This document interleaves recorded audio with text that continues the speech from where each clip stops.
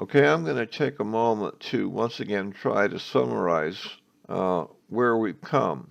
We know some pretty clear things about what to do to create a more spontaneous talk. One of them is, of course, to get up on your feet and pace around, the peripatetic thing. You can't that can't be emphasized more because it's one of the most powerful things that's necessary if you're going to create a spontaneous talk. The other thing, and I don't think I've emphasized this enough yet, is whether or not you're really interested in what you're saying, is whether or not you really love what you're going to be talking about.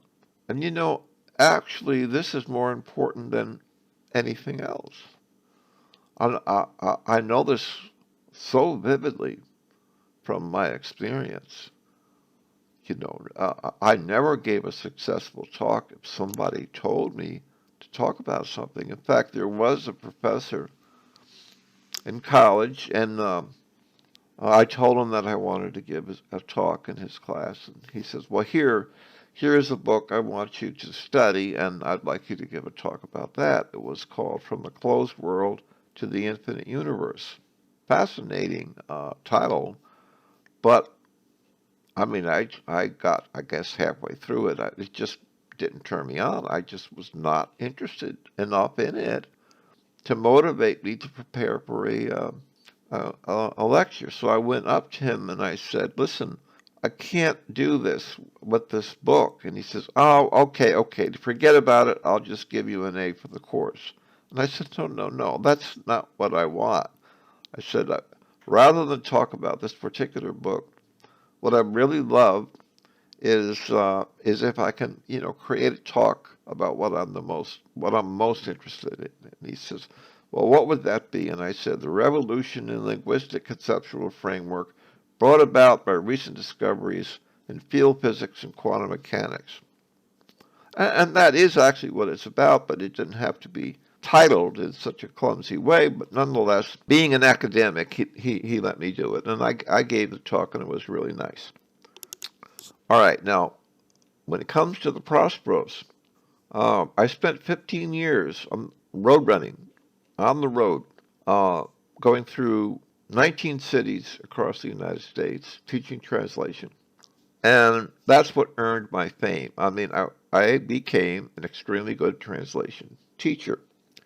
And why? Because I really loved translation. I mean, long before there was any hint in my mind that I might be teaching it, I would do like when I was in fourth grade. I would get on my feet, I would prance around, just playing with different ways of explaining the elegant truth in translation, how magnificent the whole process was.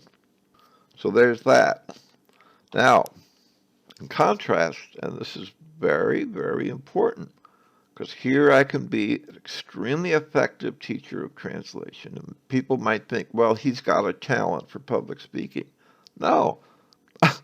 As a mentor, I was forced to teach RHS too. I guess not really forced. If I had to do it all over again, um, I would um, I would seek a compromise. So I would talk to Thane about it and say, "Listen, if you want me to be a mentor, you just got to allow me to teach translation, and you can't be pushing me to teach these other classes because you're going to lose me." That probably would not have worked, but it would be worth the try because being forced to teach these other classes um, was a failure. I tried my best to teach RHS, and I suppose other people would say, "Well, you did a fairly good job at it," but it's as far as I was concerned, it was a dismal failure. I had to use a lot of notes, and I just wasn't excited about it. And boy, people can tell. So that's where I'm going to leave it right now, with the very simple point that you really need to, um, well, how can I put this? It's not that you really need to generate a passionate interest in what you're going to talk about, because that was not possible for me. It might be for you. So if I'm going to limit myself to what's true for me, I would say don't try to teach anything that you don't really love. Beyond that, it can be an experiment for you to take something, whatever the topic may be, and read up on it and study it and immerse yourself in it to such an extent that you fall in love with it. The fact that I wasn't able to do that with RHS is a flaw in me. I mean, I did take a lot of counseling, but I wasn't able to resolve that problem. So anyway, I'm going to leave it at that, and we'll see where it goes later.